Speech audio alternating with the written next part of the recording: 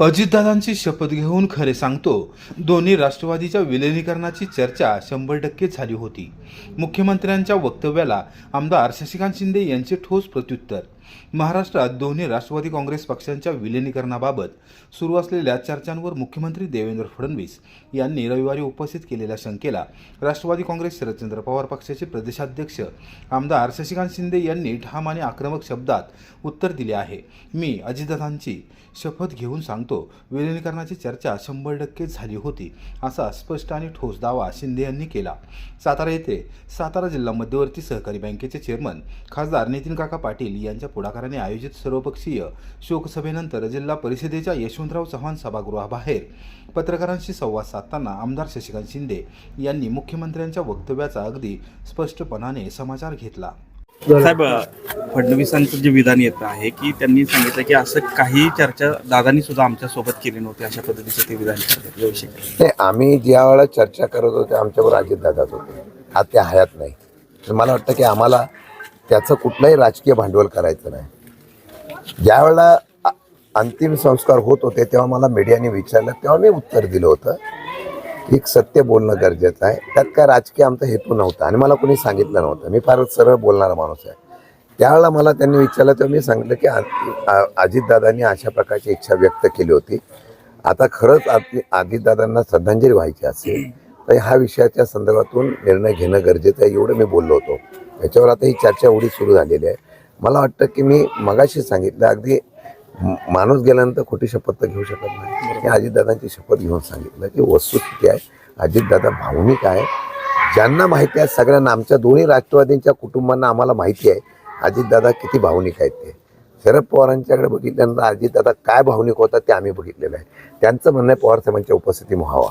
ज्यावेळेला सीएम म्हणतायत, देवेंद्र फडणवीस साहेब दोन गोष्टी बोलल्या. एक, हा निर्णय राष्ट्रवादीने त्यांच्या घ्यायला पाहिजे, फक्त करताना आमच्याशी चर्चा करावी.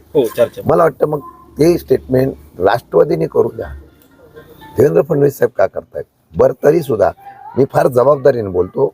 ज्यावेळेला चर्चा होती तेव्हा अजितदादा एकटे यायचे का? व्हायचे. आमच्यासमोर सुनील तटकरे साहेबांना फोन झाला होता का? तर झाला होता. तसं होतं म्हणूनच नगरपालिका, महानगरपालिका, जिल्हा परिषद, पंचायत समित्या, राष्ट्रवादीचे जे आमचे उमेदवार आहेत ते सगळे आम्ही घड्याळावर लढवण्याच्या संदर्भात निर्णय घेतला का? असंच घेतला का? विलिनीकरण होणार म्हणूनच घेतला होता, हे तरी मान्य करा ना. बरं, आम्ही विचारलं होतं वरिष्ठांची चर्चा झाली का? ते बोलले वरिष्ठाची चर्चा झाली. वरिष्ठ म्हणजे कोण? आता मी त्याचा उल्लेख करणार नाही. आता दादा तर नाही आहे. पक्षाच्या नेत्यांची चर्चा झाली का? ते बोलले माझी चर्चा झालेली आहे, मी 2-4 लोकांशी बोललेलो आहे आणि मी माझ्या पक्षाचा निर्णय घेणारा मी आहे, माझ्या मागे सगळे आहेत, त्यामुळे त्या निर्णयाची तुम्ही काळजी करू नका. एवढं सुद्धा म्हणाले की नगरपालिका, महानगरपालिकेच्या नंतर निवडणुकीच्या संदर्भातून निर्णय घ्यायचा होता, लगेच घ्यायचा होता, पण लगेच जिल्हा परिषद पंचायत समिती लागली.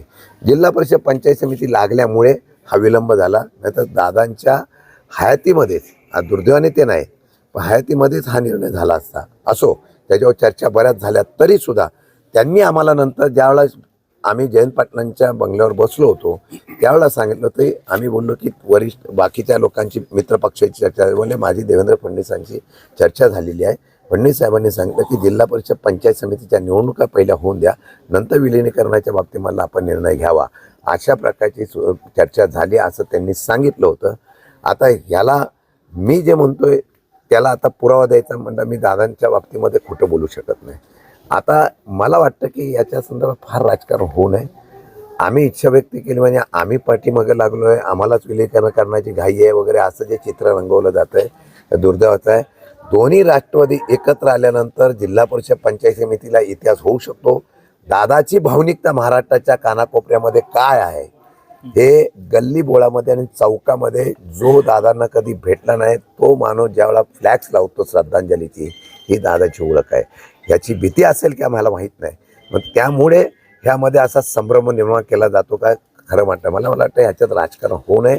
आणि मला असं वाटतं की आता शेवटी राष्ट्रवादीच्या परिवारामधला एक, राष्ट्रवादीच्या परिवारातलं जे आहेत त्या पक्षांनी त्यांचा निर्णय घ्यायचा, त्यांनी काय निर्णय घ्यायचा त्यांचा आहे. पण मी आज स्पष्ट शब्दात सांगतो, आमच्या पाठीमागे शरद पवारांचं वलय आहे, शरद पवारांचं नेतृत्व आहे, आमचा योद्धा आहे.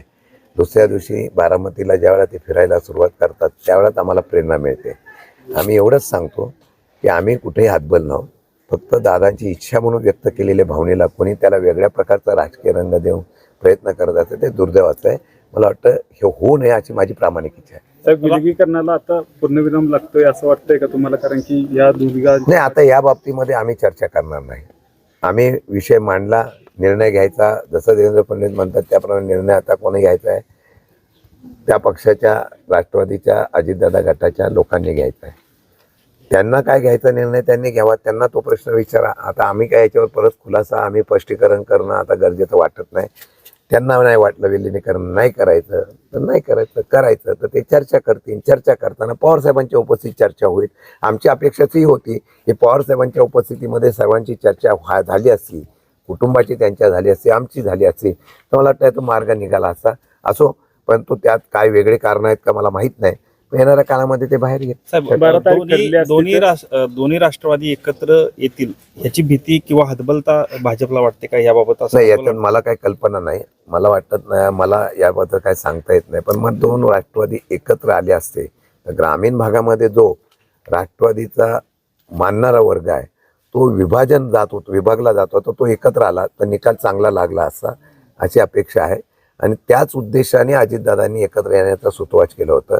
मला वाटतं की पक्ष वाढवण्याचा अधिकार जसं ते म्हणतात सगळ्यांना आहे, तसा पक्ष वाढवण्याचा विचार अजितदादांच्या मनामध्ये असेल. भविष्यातली काही रणनीती असेल ती आता दादा गेलेली आहेत, परंतु ती त्यांच्या डोक्यामध्ये होती आणि त्याप्रमाणे त्यांनी मार्गक्रम चालू तुम्ही केला. म्हणतात तटकरेंचं पण असंच विधान आहे की जिल्हा परिषद पंचायत समितीच्या निवडणुकीपुरतीच ही चर्चा होती एकत्रीकरणाच्या बाबतची, असं ते म्हणतात. त्यांनी अधिकृतरित्या जाहीर करावं की आमची युती करायची इच्छा नाही. आम्हाला काही म्हणणं नाही.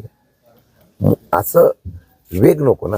प्रश्नचिन्ह लोकांच्या समोर, प्रश्नचिन्ह सर्वांच्या समोर, त्यातून राजकारण होण्यापेक्षा आमचं त्याच्यावर काही म्हणणं नाही. आमची आजही प्रामाणिक इच्छा आहे. अजितदादाचा जे स्वप्न होतं दोन्ही राष्ट्रवादी एकत्र यावी, याच्या संदर्भात आमच्या मनामध्ये कुठलीही शंका नव्हती. आम्हाला कुठल्याही प्रकारची याबरोबर चर्चा नव्हती. परंतु आता त्यांनी काय म्हणावं, त्यांनी काय करावं हा त्यांचा प्रश्न आहे. विलगीकरण करण्याची तारीख ठरली असती जर आम्हाला सांगितलं असतं असं देखील त्यांनी सांगितलं. 12 तारीख कोणती काढली असं पण ते मुख्यमंत्री म्हणतात. अजितदादांनी आम्ही असं ठरवलं 8-9 तारखेला, 7 तारखेला निकाल लागल्यानंतर 8 तारखेपर्यंत थांबून 9 तारखेला दोन्ही पक्षाच्या बैठका 9-10 पर्यंत घ्यायच्या. मला वाटतं की कुणाचं तरी एक लग्न आहे महत्त्वाचं, मला त्यांचं नाव माहीत नाही, पण त्या लग्नाला बरेच काही लोक जाणार होते. मग ते बोलले की ते लग्न झाल्यानंतर लगेच आपण 12 तारखेला विलिनीकरण करायचं ही आमची चर्चा होती. आता त्याला आम्ही काय आता शूटिंग किंवा बाकीचं काय केलं नव्हतं. मी चर्चा झाली होती एवढं नक्की आहे.